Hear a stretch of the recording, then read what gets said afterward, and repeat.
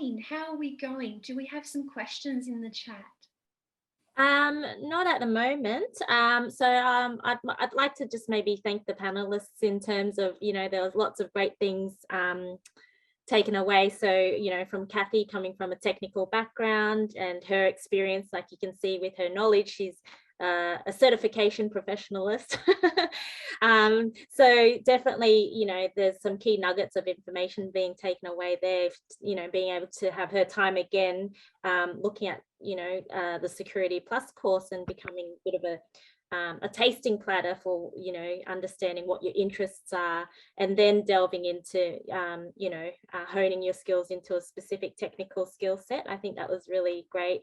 Right from Ruby starting off as a graduate and moving through to a strategy consultant and using her consulting methodologies in her career, and being able to, then leverage her understanding and getting fundamentals in anchoring her skills. I think that was a really great point of information there, and right down to Isabel starting her career as in an internship with Cisco, and then now moving into that consulting career and honing her skills into the cloud certification, enterprise design thinking, and agile. I think that just shows how relevant those skill sets are today. So thank you.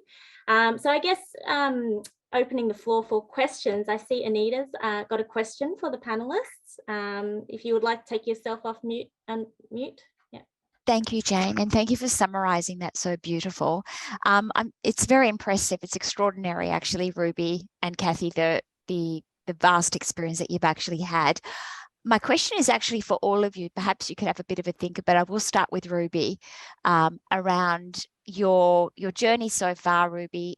Obviously, nothing is easy. There's always challenges around being able to progress throughout the career, and obviously in the type of industry that we're in, and the reason why our association actually exists is to help women progress. Keen to hear from all of you, starting with Ruby, around what are some of the challenges that you may have experienced, and how did you overcome them? Wow. So maybe the first thing, I think some of the challenges is that, I wouldn't say a challenges, but I'm speaking from a women point of, maybe from my perspective, because we already touched on that there's oftentimes, like cybersecurity is cross-domain. If you think about your technology stack, from your infrastructure, network, database, application, UI, and then on top of that, there are now innovation. So oftentimes,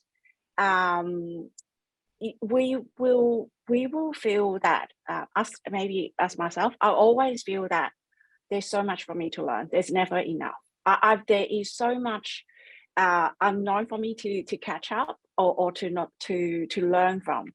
And I just feel that sometimes you may feel like vulnerable in that sense, that like there are often cases in my situation, we provide advisory to our colleagues used to be in infrastructure team and also now in consulting team.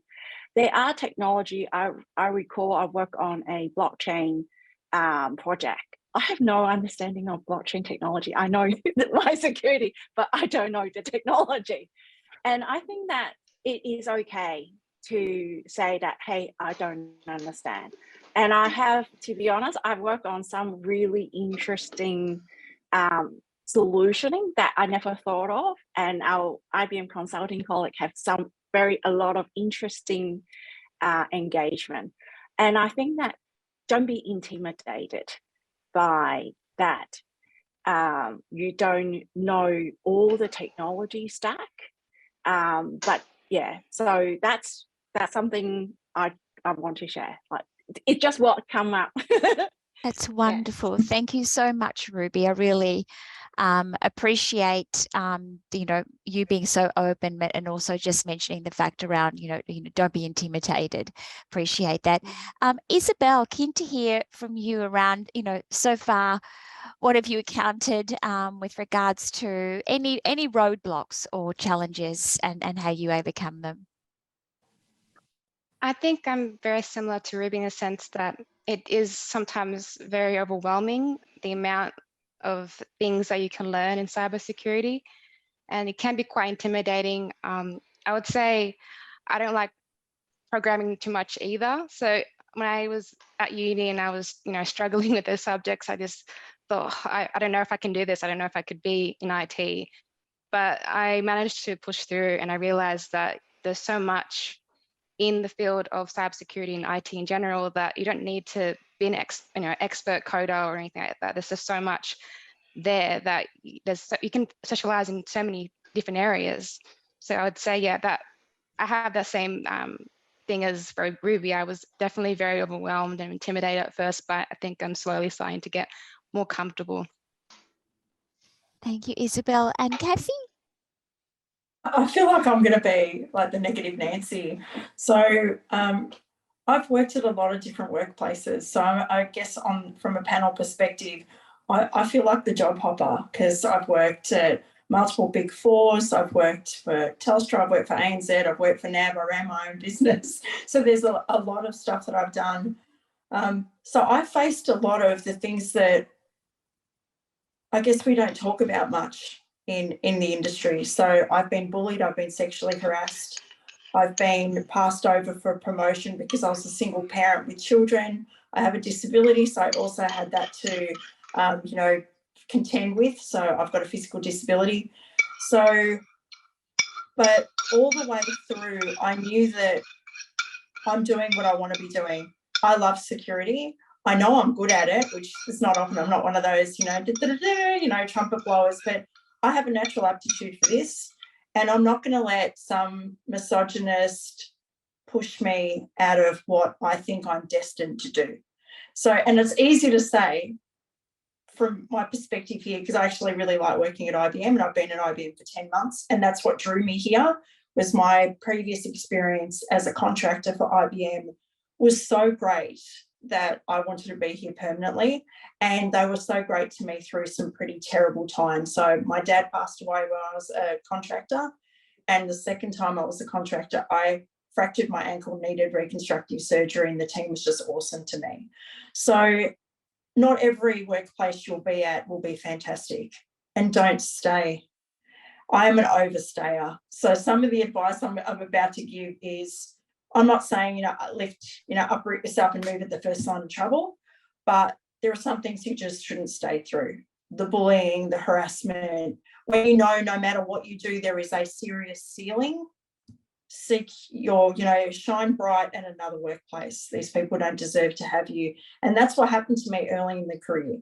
And so, well, probably for half of it, to be honest, because I was often, because the industry was small and young, there weren't a lot of women doing what I was doing. So I was often the only technical female. And I think up until when I was in Telstra, and I left in 2017, I was the only female in the tech labs, so in Telstra labs, except for our project manager and our EA. So, but, it wasn't a bad place to work, but I also knew there was a firm ceiling. And so I started to pursue opportunities at new workplaces that would give me their career next step. I knew I wasn't going to get it at the workplace that I was at.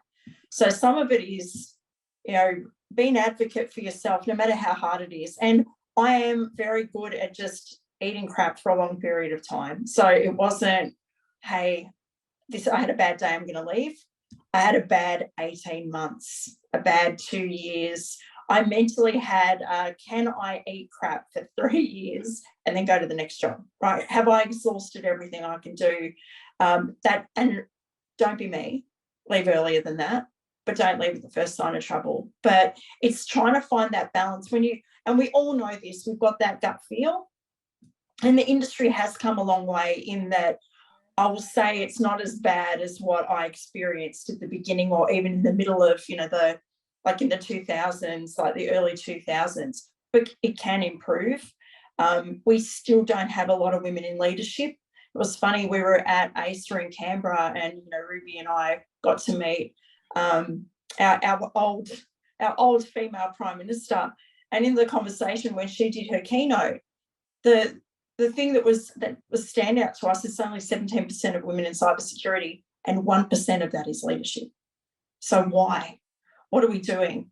And I also understand that there's a lot. And so this comes back to what Ruby spoke about, in that there's a lot to learn, but we also have a lot on our plate.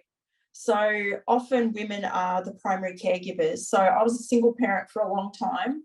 So I was trying to juggle learning new things and my job and rushing off. Like if my kid got sick at school, and often the two of them got sick at the same time, one would give one gastro bronchitis. It was like family leveling, right? It was like you knew you were on a timer when one of them threw up. So it's how do you juggle that? Because you really, at the end of the day, when the kids are young and it's just you, or most of it is on you, you don't really want to go and do an hour of study to certify. But I pushed through that. And then coming back to coding, this isn't a woman-wide thing. Let me tell you, I have a 20-year-old who decided to do Java programming at university. Oh, man. It gave me flashbacks. What did I do? Oh, my God. Programming is hard. And I went, now you've got a respect for the work that we did. Some of it is just perseverance. And that's part of that university study. It's the stick with it and get to the end. And I think some of that is the lessons that, I've learned through this as well, through my career, is that, for some of it, it's just been, did someone drop me on my head? That I've had the tenacity to stay, where I'm like, God, I should quit.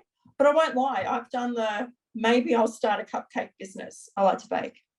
Maybe I'll go and, be a florist. Maybe I joked when I was single with 2 kids, maybe I'll marry well and just be a kept woman. Thank you, Kathy. Thank you. Thank you, Kathy. I do have another question. I'll switch over to Ruby and I'll come back to Isabel.